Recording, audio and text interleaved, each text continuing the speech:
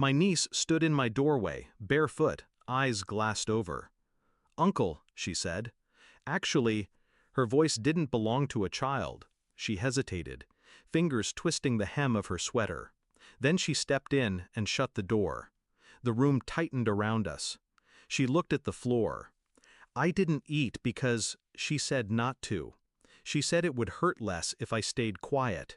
No tears, no emotion, just a dead sentence floating in the silence. I didn't ask questions. I walked past her, picked up the phone, and dialed the police. I didn't shake, I didn't breathe. I just listened to my heart crawl backward through time. The officer asked me to step outside the room while they questioned her. I watched from the hallway.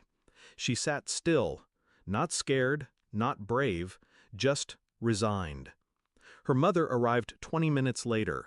Faux concern, tight arms, crocodile tears, accusations. She's been acting out since the funeral. You know how grief works. I said nothing. I watched the way her daughter wouldn't look her in the eyes, wouldn't speak, wouldn't move near her.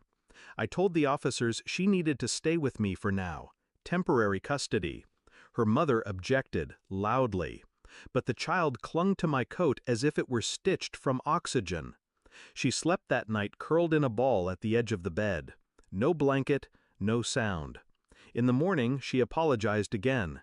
"I just don't feel hungry." Days passed, then weeks. I noticed patterns. She flinched at the sound of high heels on the tile. She never walked into the kitchen unless I was there first.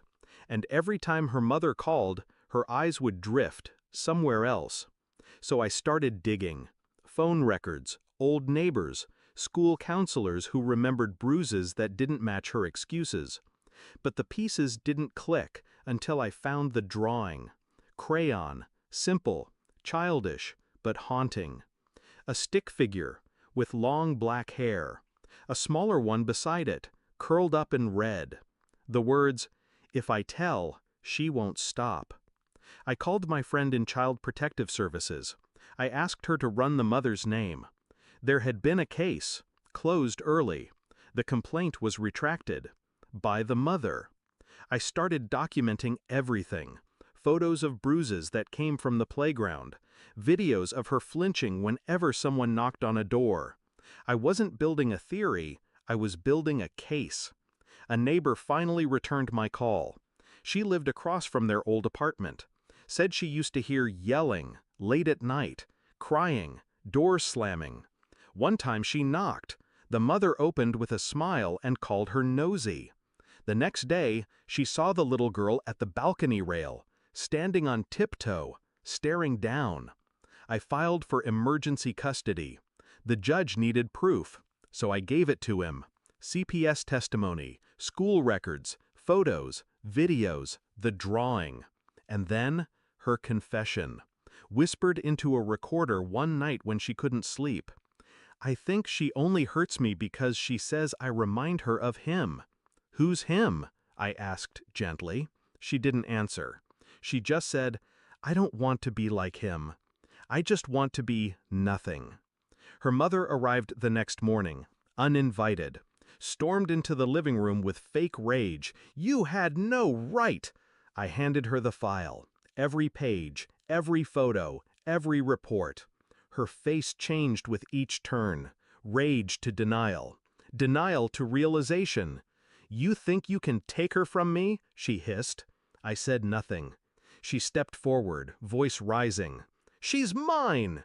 You think you know what it's like raising a kid alone? You think—" I interrupted. "You're not a mother. You're a scar that keeps bleeding." She froze. I stepped aside. 2 uniformed officers walked in behind her. The look in her eyes told me she'd already guessed. She was being arrested. Not just for neglect, not just for abuse, for something worse. Something she thought no one heard when the door was closed. But her daughter had spoken. Not with screams, with silence. And I had listened.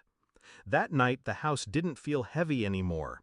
She sat beside me, watching cartoons she didn't understand, slowly eating the grilled cheese I made.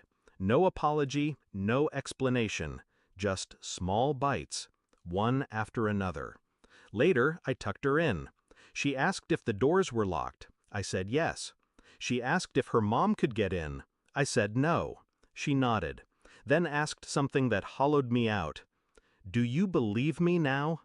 I told her the truth. I always did. She smiled. It wasn't wide, but it was real. Some monsters raise children, until one of them whispers loud enough for someone to finally burn the house down.